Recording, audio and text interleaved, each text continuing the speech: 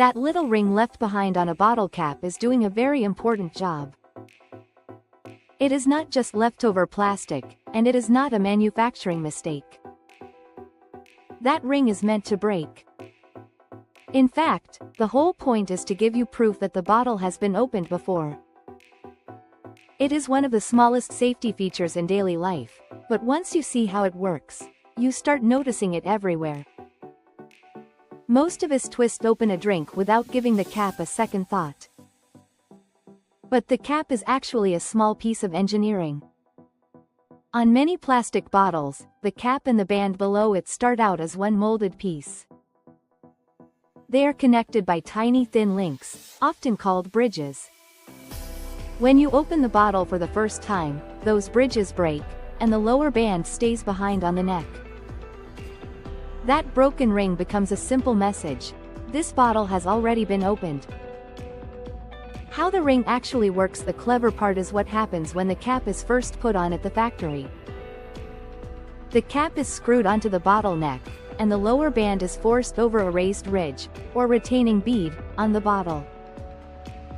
The ring is designed with tiny hooks or locking elements that can flex just enough to slide over that bead while the cap is being tightened. Once they pass it, they spring back into place underneath. Now the cap can sit above the ring, but the ring is trapped below that ridge. When you twist the cap open for the first time, the upper cap wants to rise and rotate.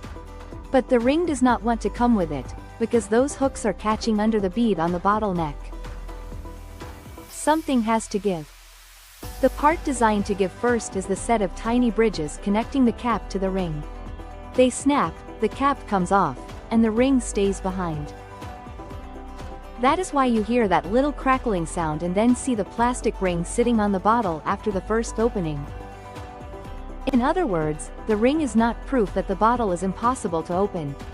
It is proof that the bottle was opened in a visible way. That distinction matters. Engineers are not trying to make the cap magical. They are trying to make the first opening leave evidence that normal buyers can see. Why the bridges are so important? Those tiny bridges are the stars of the whole design. They are deliberately made to be the weakest part of the cap assembly.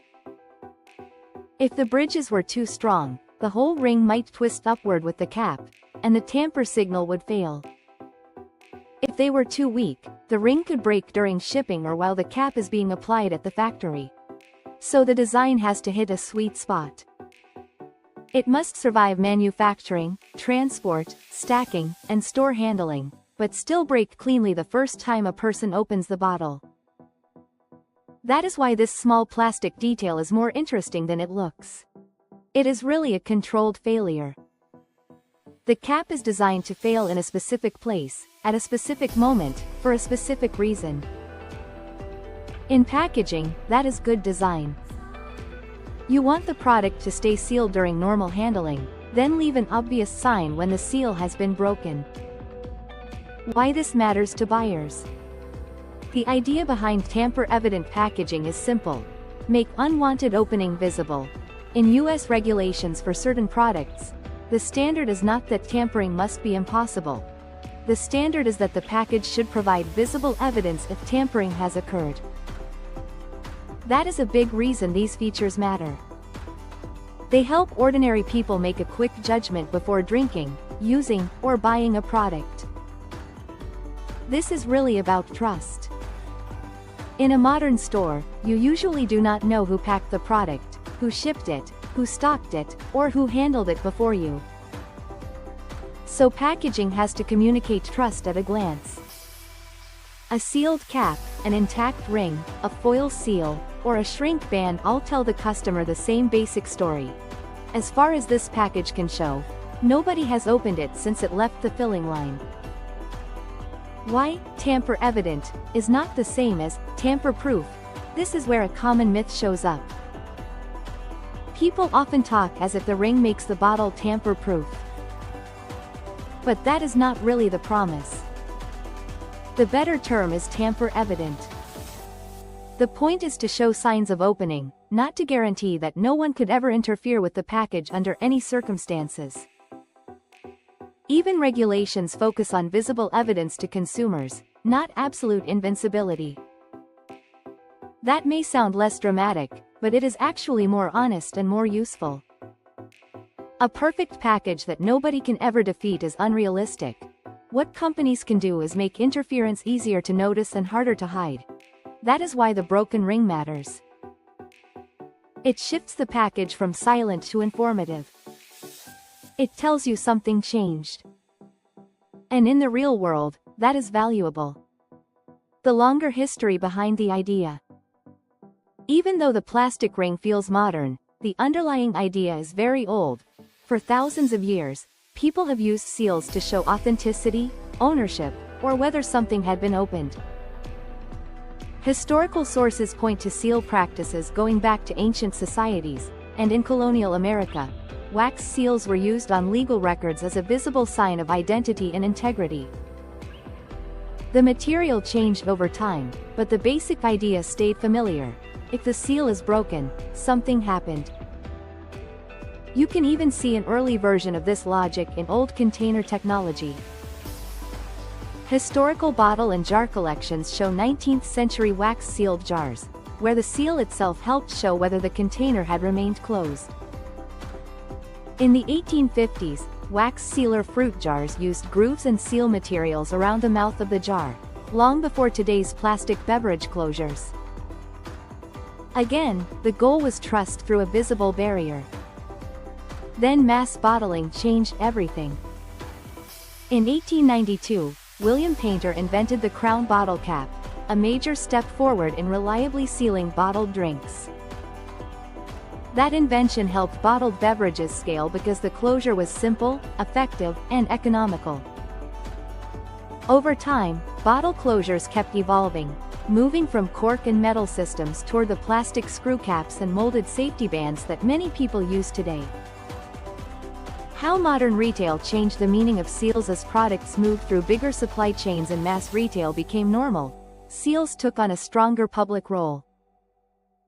They were no longer just about keeping air out or carbonation in. They also became about signaling trust to strangers.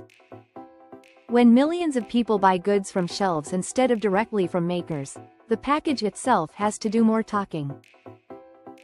It has to say, "This is new. This has not already been opened." A major turning point came after the 1982 Tylenol poisonings in the United States. The crisis pushed manufacturers and regulators to take tamper-evident packaging much more seriously. FDA guidance notes that tamper-resistant packaging rules for many over-the-counter products were published in November 1982, and later rules required clear labeling of the safety feature being used. In plain language, the package itself had to help customers notice if something was wrong. That history matters even if your bottle today contains water, soda, juice, or cooking oil instead of medicine. The same consumer expectation spread widely. People want a visible sign that a package is fresh and unopened. The little ring under the cap became one of the easiest ways to provide that sign. Why the design is so common now. The tamper-evident band became popular for a simple reason. It solves several problems at once. It is cheap to mass produce, easy for consumers to understand, and visible in a fraction of a second. You do not need instructions to know what a broken ring means.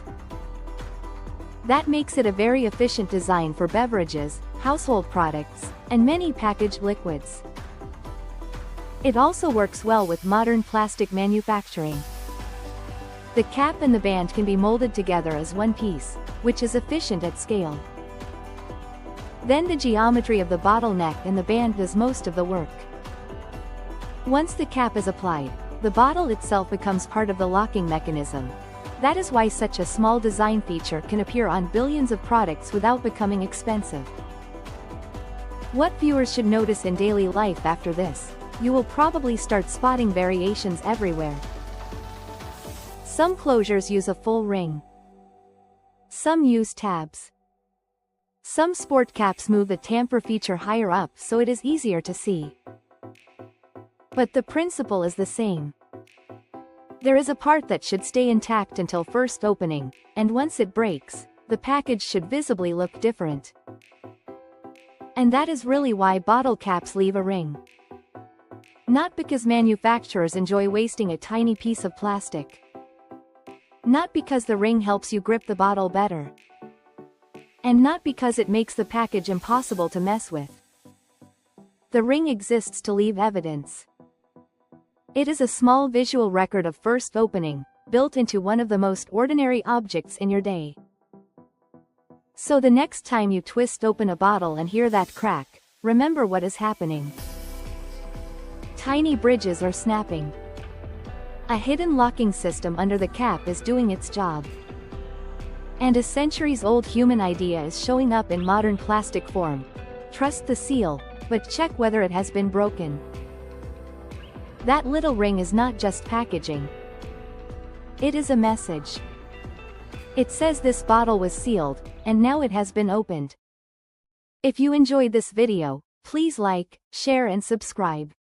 Then tap the bell icon to turn on all notifications so you never miss any of our future videos.